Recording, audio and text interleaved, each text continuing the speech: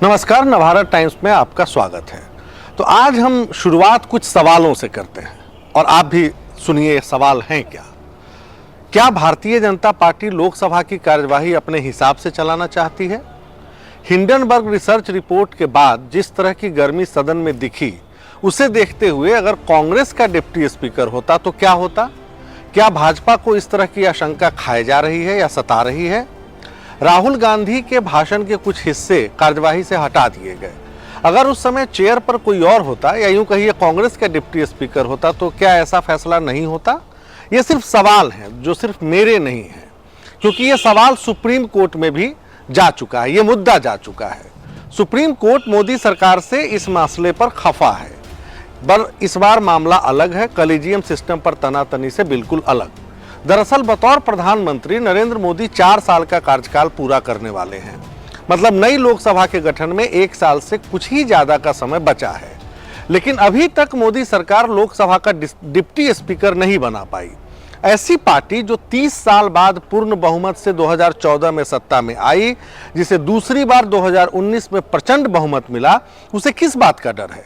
लोकसभा में बहुमत का जादुई आंकड़ा 273 का आप जानते हैं और भाजपा को अकेले 303 सीटें मिली हुई हैं। इसके बावजूद डिप्टी स्पीकर न बना पाना हैरान करने वाला है। इसी मसले पर सुप्रीम कोर्ट में एक जनहित याचिका डाली गई है, जिसकी सुनवाई के दौरान अब कोर्ट ने भी मोदी सरकार से 2 हफ्तों में जवाब मांगा है। लोकसभा के डिप्टी स्पीकर का जिक्र संविधान के अनुच्छेद 93 में है, वहीं राज्यों में विधानसभा के डिप्टी स्पीकर का जिक्र अनुच्छेद 178 में है। सिर्फ हालांकि मोदी सरकार ही नहीं, राजस्थान, उत्तर प्रदेश, मध्य प्रदेश, उत्तराखंड, मणिपुर और झारखंड में भी अभी तक विधानसभा के डिप्टी स्पीकर नहीं बनाए गए हैं। लेकिन राजस्थान और झारखंड को छोड़ दें तो बाकी जगहों में भी भगवाधारी पार्टी ही सत्ता पर काबिज है, यानी भारतीय जनता पार्टी।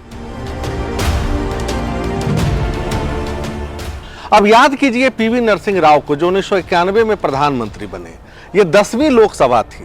तभी से एक नई परंपरा ने जन्म लिया। सत्तारूढ़ पार्टी ने डिप्टी स्पीकर का पद विपक्षी पार्टी को देने की सकारात्मक परंपरा शुरू की। इससे पहले जिस पार्टी की सरकार बनती उसी के पास दोनों पद होते थे। पहली बार 1991 में भाजपा के एस मल्लिकार्जुनैया को डिप्टी स्पीकर बनाया गया। कांग्रेस अगर चाहती तो मना कर सकती थी। लोकसभा में कांग्रेस के 252 सदस्य थे और भाजपा के सिर्फ 121। 11वीं लोकसभा चुनाव में अटल बिहारी वाजपेयी सिर्फ 13 दिनों तक पीएम रह सके, इसलिए नियुक्ति की नौबत नहीं आई। बिना चुनाव संपन्न हुए संयुक्त मोर्चा की सरकार बनती है। 1 जून 1996 को एचडी देवगौड़ा पहले पीएम बनते हैं, फिर लालू यादव विद्रोह करते हैं, जनता दल टूटती है और इंद्र कुमार गुजराल फिर दोबारा पीएम बनते हैं, लेकिन चुनाव नहीं होता। इस दौरान कांग्रेस के पीए संगमा लोकसभा अध्यक्ष बने रहते हैं तो भाजपा के सूरजभान उपाध्यक्ष। अब सोचिए, सूरजभान की गिनती हरियाणा में बीजेपी के बड़े नेताओं में होती थी। संयुक्त मोर्चा को 332 लोकसभा सदस्यों का समर्थन प्राप्त था, मतलब भाजपा को यह पद देने की कोई बाध्यता नहीं थी। लेकिन परंपरा की निवाही हुई। जब अटल जी ने 1998 में 13 महीनों वाली सरकार बनाई तो एनडीए के घटक दल तेलुगु देशम पार्टी को लोकसभा अध्यक्ष का पद मिला। जीएमसी बालयोगी इस पर काबिज हुए, लेकिन डिप्टी स्पीकर का पद कांग्रेस के धाकर नेता पीएम सईद को दिया गया, जो 1964 से 2004 तक लक्षद्वीप से सांसद रहे। हालांकि तब भी 270 दिनों की देरी हुई थी। इसके बाद त्रिशंकु सदन से जनता तौबा करती है। 99 में अटल जी की अगुवाई में एनडीए को पूर्ण बहुमत मिलता है और आज़ादी के बाद पहली बार गैर कांग्रेसी सरकार अपना टर्म पूरा करती है। ये बात गौर करने वाली है कि इस दौरान अटल जी पीएम सईद को ही डिप्टी स्पीकर बनाए रखते हैं, यानी परंपरा निभाते हैं। अब देश की सबसे बड़ी पंचायत में बहुमत से हासिल सत्ता के दंभ से दूर विपक्ष की भूमिका बनाए रखने में इस परंपरा के योगदान को भुलाया नहीं जा सकता। 2004 में शाइनिंग इंडिया के ताप से जब बीजेपी झुलस गई और मनमोहन सिंह सत्ता में आई, यूपीए की सरकार बनी, तो स्पीकर बनते हैं सोमनाथ चटर्जी। लेकिन डिप्टी स्पीकर का पद एनडीए के घटक यानी अकाली दल के चरणजीत सिंह अटवल को मिलता है। मनमोहन अपनी दूसरी पारी में भी ये परंपरा निभाते हैं। भाजपा के कद्दावर आदिवासी नेता करिया मुंडा डिप्टी स्पीकर बनते हैं। फिर 2014 में कमल खिलता है, मोदी की लहर में भाजपा आती है। मीरा कुमार के बाद सुमित्रा महाजन यानी ताई, जिन्हें हम लोग कहते हैं, वो लोकसभा स्पीकर बनती हैं। डिप्टी स्पीकर कौन बनते हैं? एम थंबीदुरई। मनमोहन की दूसरी पारी के विपरीत मोदी 17वीं लोकसभा जीतने के बाद 2019 में इस परंपरा पर ब्रेक लगा देते हैं। ओम बिरला स्पीकर लेकिन नो डिप्टी स्पीकर। 24 मई 2019 से यह पद खाली है, जैसे सरकारी विभागों में लाखों पद खाली है। ओम बिरला ने अभी तक डिप्टी स्पीकर के चुनाव की तारीख ही नहीं दी, जिसका जिक्र संविधान के अनुच्छेद 93 में है। इसमें बताया गया है कि उनकी जिम्मेदारियां क्या होती हैं, अधिकार क्या होते हैं।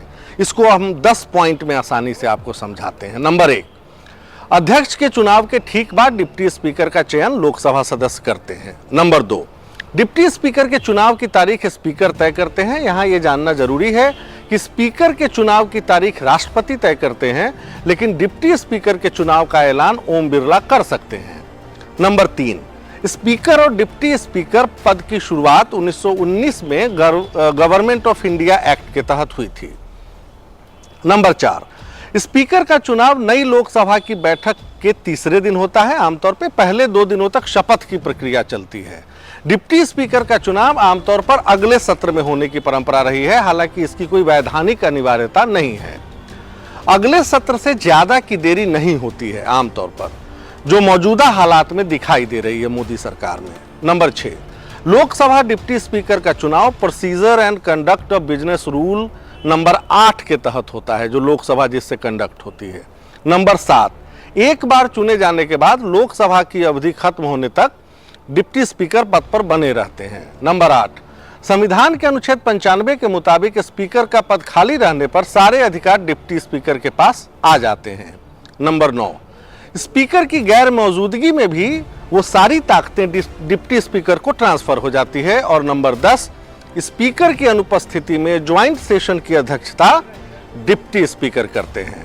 और आज जो माहौल है और जिस तरह के आरोप मोदी सरकार पर लगते रहे हैं कि वो एक तरफा मनमाने फैसले लेते हैं, सदन में भी कार्यवाही चलाने का इरादा शायद ऐसा ही है जैसा कांग्रेस आरोप लगाती है।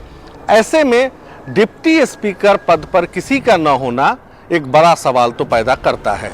अब हम देखते हैं कि 2 हफ्ते बाद ये सरकार सुप्रीम कोर्ट में क्या जवाब सौंपती है, उसका इंतजार करते हैं। तब तक के लिए इंतजार करिए, हम अगली किस्त लेकर आएंगे शुक्रवार को। तब तक के लिए नमस्कार।